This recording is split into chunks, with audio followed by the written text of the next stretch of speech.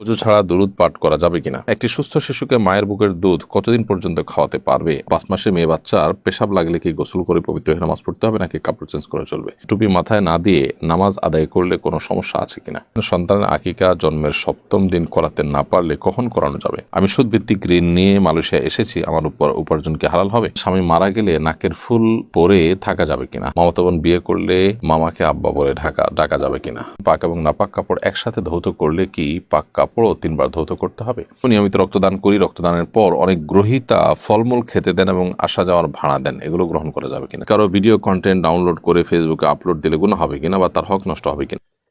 সম্মানিত মুসলমান ভাই বোনেরা, আজকে আপনাদের জন্য একটা ইসলামিক প্রশ্ন নিয়ে আসছি, খুবই গুরুত্বপূর্ণ ইসলামিক প্রশ্ন। আজকে ইসলামিক প্রশ্নটি না জানলে আপনারা ইতিমধ্যে অনেক ভুল করে ফেলবেন, তাই আজকে ইসলামিক প্রশ্নটি কেউ মিস করবেন না। আজকে ইসলামিক প্রশ্নটি সবাই দেখে যাবেন। আজকে ইসলামিক প্রশ্নটি হচ্ছে,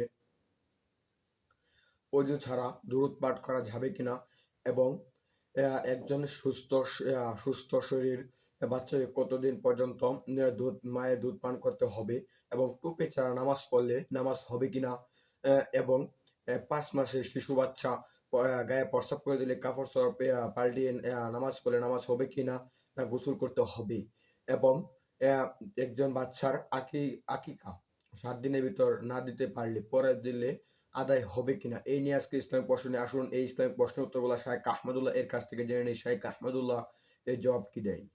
ইতিমধ্যে যে সমস্ত প্রশ্ন আমার কাছে চলে আসছে, এর মধ্যে প্রথমে আমি দেখতে পাচ্ছি নিঃস্বাদ তাবাসসুম। আপনার প্রশ্ন আপনি লিখেছেন, পাক এবং নাপাক কাপড় একসাথে ধৌত করলে কি পাক কাপড়ও ৩ বার ধৌত করতে হবে? পবিত্র এবং অপবিত্র কাপড় একসাথে যদি ধোয়া হয়, আর ধোয়ার ক্ষেত্রে যদি অপবিত্র কাপড় ধোয়ার যে পদ্ধতি সেটা পবিত্র কাপড়ও একসাথে ধোয়ার সময় সে পদ্ধতিতে মেনটেন করা হয়, আপনি ৩ বার ধুইলেন এবং ভালো করে নিংড়ে নিলেন প্রত্যেকবার, তাহলে সেক্ষেত্রে পাক এবং নাপাক কাপড় উভয়টাই কিন্তু পবিত্র হয়ে যাবে। জেহাদুল ইসলাম জেহাদ আপনি লিখেছেন, মামাতো বোন বিয়ে করলে মামাকে আব্বা বলে ডাকা যাবে কিনা? ডাকতে পারেন, কারণ এই আব্বার তো আসলে প্রকৃত অর্থে আব্বা ডাকা নয়, এটা তো রূপক অর্থে। শ্বশুরে যে আব্বা ডাকা হয় সাধারণত সেটা নিজের জন্মদাতা বাবাকে যে অর্থে মানুষ বাবা ডাকেন সে অর্থে বাবা ডাকা নয়, যার কারণে এখানে তাকে অর্থাৎ শ্বশুরকে বাবা ডাকলে না জায়েজ কিংবা গুনাহ হবে না। কোরআনে যে নিজের বাবা ছাড়া অন্য কাউকে বাবা ডাকতে বা কারোর সাথে সম্বন্ধ করতে নিষেধ করা হয়েছে, এটা তার আওতায় পড়বে না। এমডি আলামিন ইসলাম আপনি লিখেছেন, পাতানো বোনের সাথে সম্পর্ক ছিন্ন করলে কি আত্মীয়তা ছিন্নকারের গুনাহ হবে? না, পাতানো বোন পাতানোটাই তো জায়েজ নয়। পাতানো বোন পাতানোর মধ্য দিয়ে পর্দার বিধান যেমন লঙ্ঘন হয়, শরিয়ার পর্দা সংশ্লিষ্ট আর অনেক বেশি বিষয় আছে যে বিষয়গুলো লঙ্ঘন হয়, যার কারণে এরকম তথাকথিত পাতানো বোনের এই কনসেপ্টটাই ইসলামী শরীয়তের দৃষ্টিকোণ থেকে নাজায়েজ।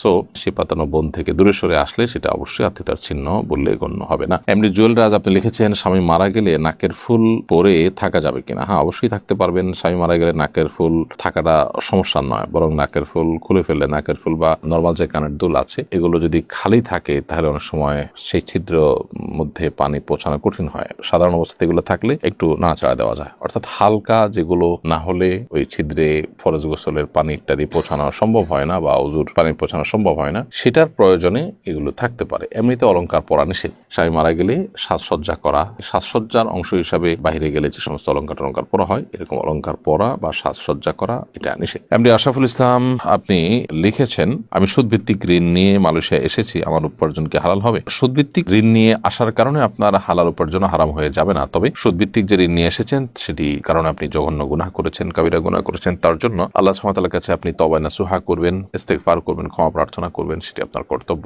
এই যে আপনি চলে এসেছেন ঋণ নিয়ে, এখন এসে আপনি যদি বৈধভাবে হালাল উপায়ে কোনো উপার্জন করেন ইনশাআল্লাহ সেটি হারাম হবে না। খাদিমুল ইসলাম লিখেছেন, সন্তানের আকিকা জন্মের ৭ম দিন করাতে না পারলে কখন করানো যাবে? সন্তানের আকিকা যদি জন্মের ৭ম দিন করতে না পারেন তাহলে ১৪তম কিংবা ২১তম দিনে করতে পারেন, সেটিও কিন্তু সুন্নাহ, সেটিও হাদিস দ্বারা সাব্যস্ত আছে। যদি কোনো কারণে সেটাও করতে না পারেন তাহলে তারপরে করলেও আদায় হয়ে যাবে, কিন্তু সুন্নাহ ডেটগুলোতে করলে আপনি বেশিরভাগ বেনিফিটেড হবেন এবং সব এর ভাগিদার হবেন। মোহাইমিন আহমদ আপনি লিখেছেন, যদি কোনো কাপড়ে মেসি রোনালদোর নাম থাকে সে কাপড় দিয়ে কি নামাজ হবে কিনা? প্রথমত এটি একজন মুসলমানের গায়রত বা তার যে ইমানি আত্মসম্মান আছে তার পরিপন্থী, সেই জন্য এরকমটি হওয়া উচিত না। আর দ্বিতীয়ত হলো, আপনার পোশাকে এরকম লেখা থাকলে, বিশেষ করে পেছনে থাকলে, আপনার পেছনে থাকা মুসল্লিদের নামাজের মনোযোগ নষ্ট করবে। নামাজের যে ভারত্ব আছে, নামাজের যে গাম্ভীর্য আছে, এ ধরনের পোশাক তার সাথে যায় না। আল্লাহ সুবহানাহু ওয়া তাআলা বলেছেন, ইয়া বানি আদম খুযু যিনাতাকুম ইনদা কুল্লি মসজিদ, হে আদম সন্তান তোমরা প্রত্যেক নামাজের সময় সুন্দর পোশাক পরিধান করো। এ ধরনের পোশাক যেটার মধ্যে ছেলে মেয়ে আছে, যেটার মধ্যে হেয়ালিপনা আছে, জাস্ট খেলা,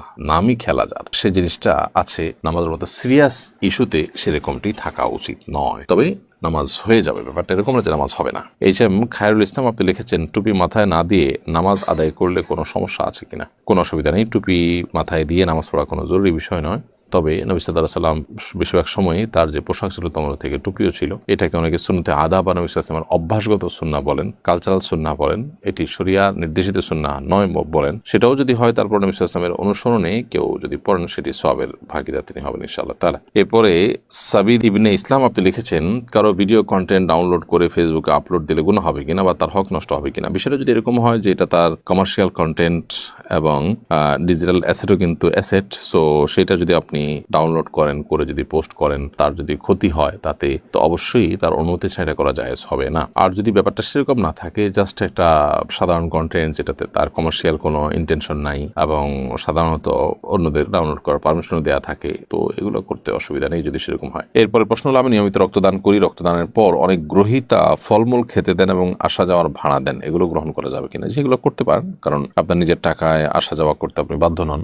হতে পারে যে অনেকেই রক্ত দিতে আসতে চান কিন্তু তার আসা যাওয়ার খরচ নেই, তো আরেকজনের জন্য যেহেতু আসবেন সেই খরচটা তিনি দিয়ে দিলেন, এটাকে পারিশ্রমিক হিসাবে গণ্য করা যাবে না। সো আসা যাওয়ার খরচ কিংবা সামান্য একটু পানি জুস ইত্যাদি খাওয়ার প্রয়োজন হয় ওই সময়, এটা যদি ওই লেভেলে থাকে, অর্থাৎ পরিমাণটা যদি সেরকম থাকে যেটাকে পারিশ্রমিক হিসাবে ট্রিট করা যায় না, তাহলে ঠিক আছে। আর যদি পরিমাণটা অস্বাভাবিক হয় যেটাকে পারিশ্রমিক ধরা যায়, তাহলে সেক্ষেত্রে সেটা গ্রহণ করা বা সেটা করা যাবে না, কারণ মানুষের শরীরের কোনো অংশ বিক্রি করার অনুমোদন ইসলাম আমাদেরকে দেয়নি। আল্লাহ সুবহানাহু ওয়া তাআলা বলেছেন, ওয়ালাকাদ কাররামনা বানি আদম, আমি আদম সন্তানকে সম্মানিত করেছি, মর্যাদা দান করেছি। সো আদম সন্তানের কোনো কিছু ক্রয় বিক্রয়, কোনো কিছুর বিনিময়ে আদান প্রদান করা, এটা মানব দেহের জন্য, মানব জীবনের জন্য, মানব জাতির জন্য অপমানের। সেজন্য এই জায়গা থেকে একজন মুসলমান সতর্ক থাকবেন। এই সূত্রতে রক্ত দেওয়া নেওয়া জায়েজ আছে, কিন্তু টাকার বিনিময়ে দেওয়া নেওয়া জায়েজ নয়। এমডি মাহবুবুর রহমান আপনি লিখেছেন, 5 মাসে মেয়ে বাচ্চার পেশাব লাগলে কি গোসল করে পবিত্র হয়ে নামাজ পড়তে হবে নাকি কাপড় চেঞ্জ করে চলবে? যেই কাপড়ে লেগেছে, কাপড়ের যে অংশ লেগেছে শুধু ওই অংশ ধুয়ে ফেললে নামাজ পড়া যাবে। শরীরে লেগে থাকলে শরীর সংশ্লিষ্ট অংশ যেখানে লেগেছে সেটুকু ধুয়ে নিলেই আপনি নামাজ পড়তে পারবেন।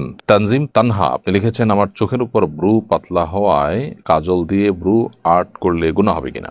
আপনার চোখের উপরে ব্রু যদি পাতলা হয়, অতিরিক্ত পাতলা যদি হয়, তাহলে সেক্ষেত্রে কাজল দিয়ে আপনি কাজল ব্যবহার করতে পারেন। কিন্তু ব্রু আর্ট করা বলতে আপনি কি বোঝাতে চান আমি ঠিক পরিষ্কার না। সেখানে যদি আলাদা কোনো আবরণ তৈরি হয় তাহলে তো উজু হওয়ার ব্যাপার, গোসল হওয়ার ব্যাপার থাকবে। আর যদি কোনো আলাদা আবরণ তৈরি না হয় তাহলে তো কোনো অসুবিধা নেই। আয়েশা সিদ্দিকা লিখেছেন, একটি সুস্থ শিশুকে মায়ের বুকের দুধ কতদিন পর্যন্ত খাওয়াতে পারবে? অনেকে 2 বছরের পরেও খাওয়ায়, কোরআন হাদিসের আলোকে বলবেন। আল্লাহ রাব্বুল আলামিন কোরআনে কারিমে বলেছেন যে, ওয়াল ওয়ালিদাতু ইরদি'না আওলাদাহুন্না হাওলাইনি কামিলাইনি লিমান আরাদা আন ইউতিম্মা আর-রাদাআ, যে ব্যক্তি সন্তানকে দুগ্ধদানের সময়টাকে পরিপূর্ণ করতে চান তার জন্য 2 বছর দুগ্ধ পান করবার সুযোগ আছে। অতএব 2 বছর দুধ পান করাবেন, 2 বছরের বেশি নয়। যদিও হাম্বলি ফকিহগণ, সৌদি আরবের উলামায়ে কেরামগণ, তারা 2 বছরের বেশিও যতদিন ইচ্ছা ততদিন দুধ পান করানো যাবে বলেন। তারা মনে করেন যে দুধ পানের কোনো সময়সীমা নেই। এখানে 2 বছরের কথা বলা হচ্ছে, এটা জাস্ট একটা পরামর্শ, কিন্তু এরপর আর করা যাবে না এমন কোনো কথা বলা হয়। মূলত এখানে এই আয়াত এবং আরো আয়াত রয়েছে, কোরআনে কারীমের একাধিক আয়াত রয়েছে, নবী সাল্লাল্লাহু আলাইহি ওয়াসাল্লামের হাদিস রয়েছে, সবগুলোকে একসাথে করলে আমরা দেখি এবং পরিষ্কার হয় যে আসলে 2 বছর পর্যন্ত দুধ পান করানোর নির্দেশ শরীয়তে রয়েছে। মেহরুন্নেসা আপনি লিখেছেন, যে রাগ কমিয়ে মনটাকে নরম করার কিছু উপায় বলে দিলে খুব উপকার হতো। মনকে কোমল এবং নরম করবার জন্য আল্লাহ সুবহানাহু ওয়া তাআলার কাছে আলাদা করে দোয়া করতে হয়। আল্লাহুম্মা ইন্নী আসআলুকা লিসানান যাকিরা ওয়া কলবান খাশিআ, আল্লাহ আপনার কাছে আমি এমন এক জিহ্বা চাই যে জিহ্বা সবসময় আপনার স্মরণে সতেজ থাকবে, আবার এমন একটি অন্তরও চাই যে অন্তর আপনার ভয়ে সবসময় অবনত থাকবে, বিনম্র থাকবে। তো আল্লাহ সুবহানাহু ওয়া তাআলার কাছে দোয়া যেরকম করা যায়, ঠিক একইভাবে যারা খুব নরম দিলে মানুষ আছেন, নেককার মুত্তাকি পরহেজগার মানুষ আছেন, তাদের সোহবত, তাদের সান্নিধ্য, তাদের সাহচর্য আমাদের সময় কাটাতে হবে। সজীব ইসলাম জয় লিখেছেন, অজু ছাড়া দুরুদ পাঠ করা যাবে কিনা? হ্যাঁ, অজু ছাড়া দুরুদ পাঠ করতে পারবেন। দুরুদ পাঠের জন্য অজু থাকা শর্ত নয়, তবে হ্যাঁ, পবিত্র অবস্থায় থাকতে পারলে সেটা অবশ্যই ভালো সবসময়। সময়ত মুসলমান ভাই বোনেরা, আজকে আপনারা দেখতে পেয়েছেন যে এই ইসলামিক প্রশ্ন উত্তরগুলো শেখ আহমদুল্লাহ কি উত্তর দিয়েছেন। সময়ত মুসলমান ভাই বোনেরা, এরকম নতুন নতুন ইসলামিক প্রশ্ন উত্তরগুলো সবার আগে পেতে হলে অবশ্যই এই চ্যানেল সাবস্ক্রাইব করে পাশে থাকা বেল বাটন অন করে রাখবেন, যেন এই ইসলামিক প্রশ্ন উত্তর সবার আগে পেতে পারেন। ধন্যবাদ, দেখা হচ্ছে পরবর্তী নতুন ভিডিওতে। সেই বন্ধু ভালো থাকেন, সুস্থ থাকেন, সেই কামনা করে বিদায় নিলাম। আসসালামু আলাইকুম ওয়া রাহমাতুল্লাহ।